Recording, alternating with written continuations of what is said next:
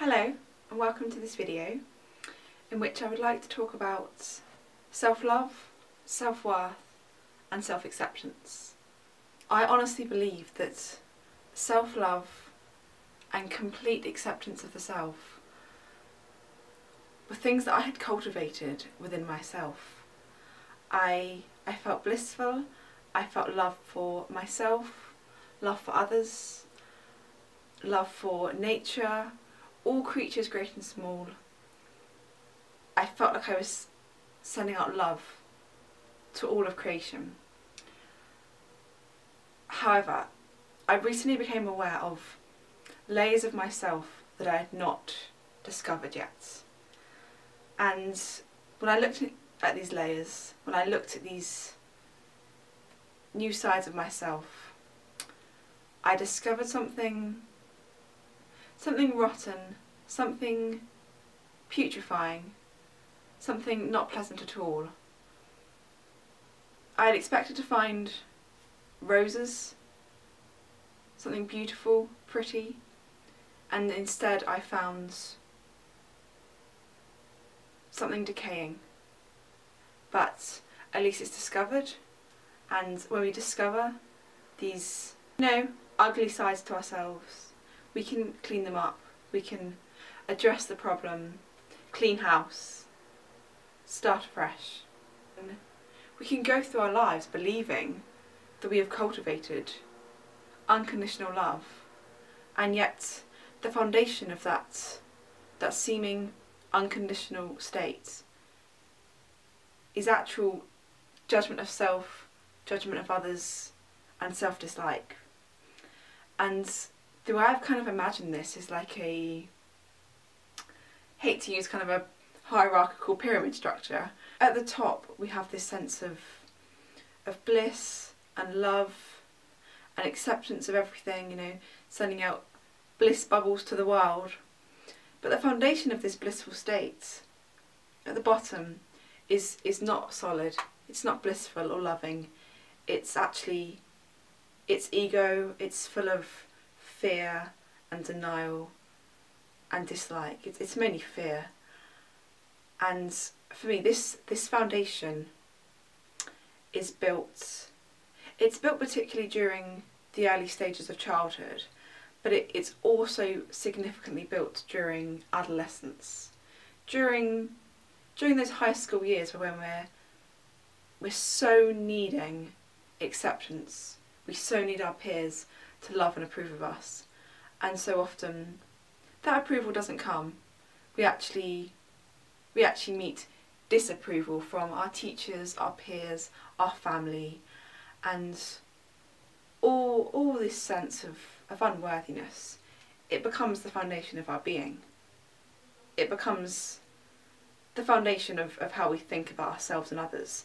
And although we can build new states on top of that, and we can evolve and improve, if we don't address this foundational hurt, we can only reach a certain stage in our own progress and in the progress of others.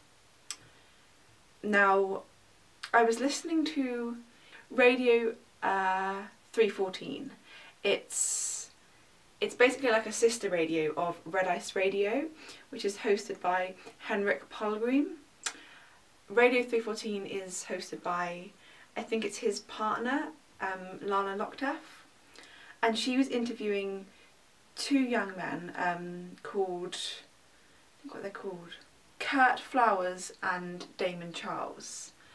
They're basically two young men who have pretty much self-educated themselves concerning the system of law, the system of sort of state control.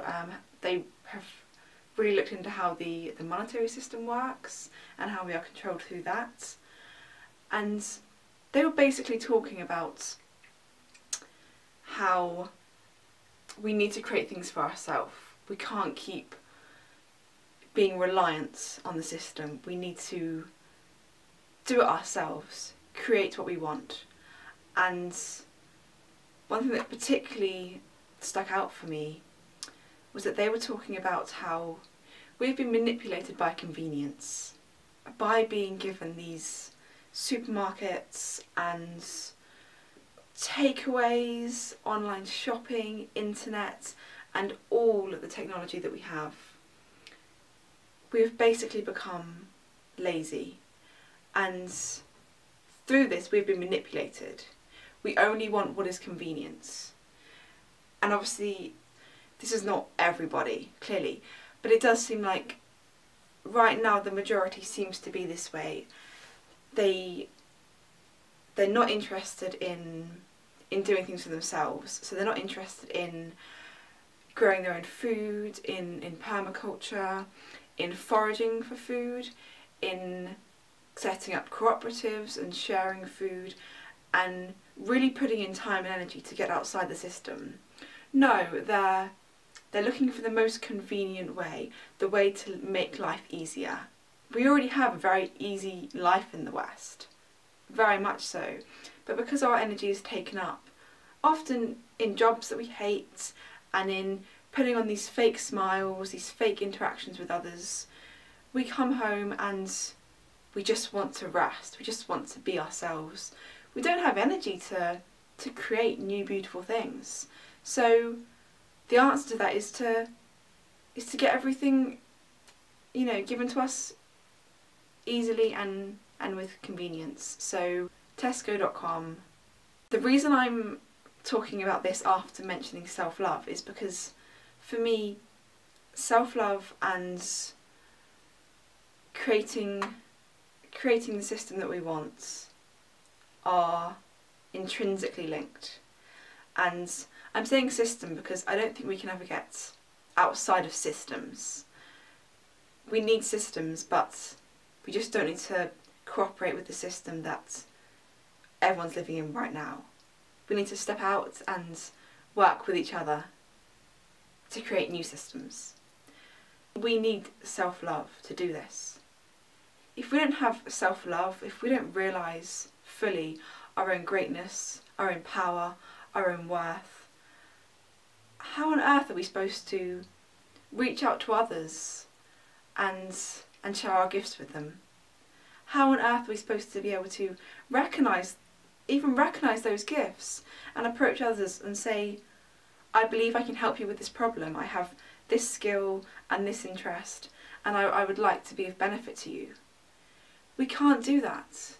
If we don't have self-love, we can't do that. We can't create. We can't.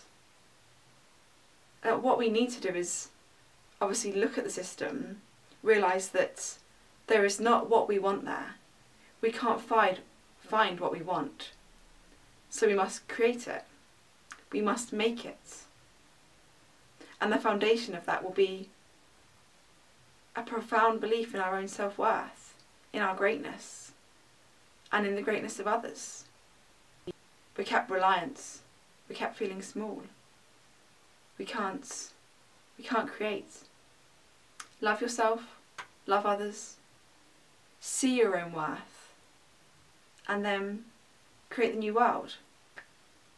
Create the new world with me. I'll see you there. Love and blessings.